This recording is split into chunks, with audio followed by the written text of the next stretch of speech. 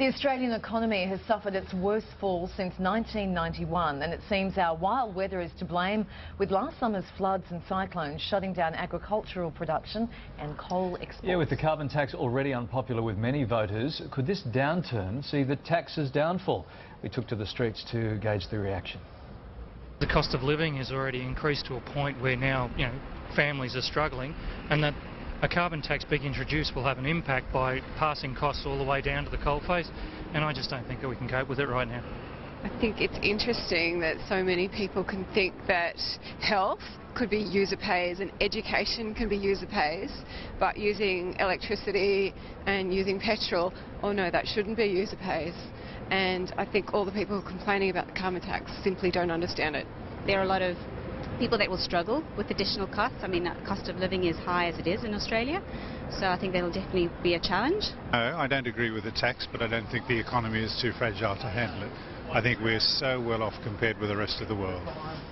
Yeah, so should we be worried? Joining us to explain is money man Anthony Bell. Good morning, mate. Morning, nice morning, guys. Bit of a snapshot. How bad is the Australian economy right now? Well, that is a real hit that we took on those March quarterly results. 1.5 regression, 1.5% regression, which is quite a lot in the scheme of things. And as was mentioned in the piece there, first time in 20 years that we've had such a really big hit like that. If we do one more big hit in the June quarter, we will technically be in a recession.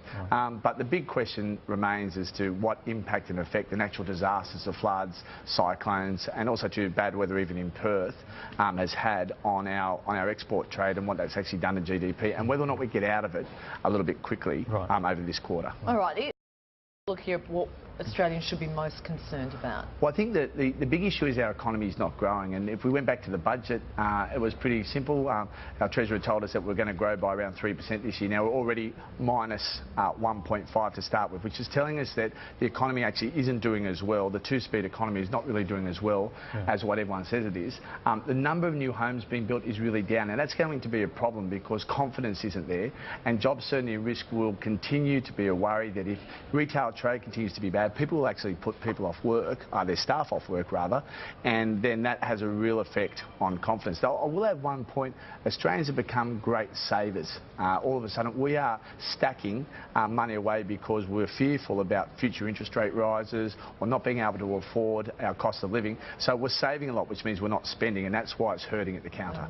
And is that why people are really upset about this carbon tax? Because they have been saving for themselves. Can we afford this carbon tax? Well, the big issue is, Larry, it's the pass-down effect of the carbon tax. Yeah. So those who have to pay it, the top 10 sort of companies, will pass it down to everyday consumers. So you'll feel it in your fruit and veggies, you'll feel it in your weekly groceries, you'll feel it when you buy a car, for argument's sake, and use utilities. The big issue is, though, is that they are giving some tax relief to the really, the lower income earners. But as we learnt last time, medium Australia is on $80,000 a year now, and they will still feel the hit on it while they're trying to pay mortgages as well. Yeah. Okay, all this is getting just a little bit too depressing. But there's got to be some upside. Is there any upside to the strengthening of the Aussie dollar? What are the upsides? Okay, I mean, obviously it's a great time to go on a holiday right now, but as you just mentioned, not many people are actually planning to spend money on it. But if you were going to go to the US, there hasn't been a better time in the last 10 to 15 years of doing that.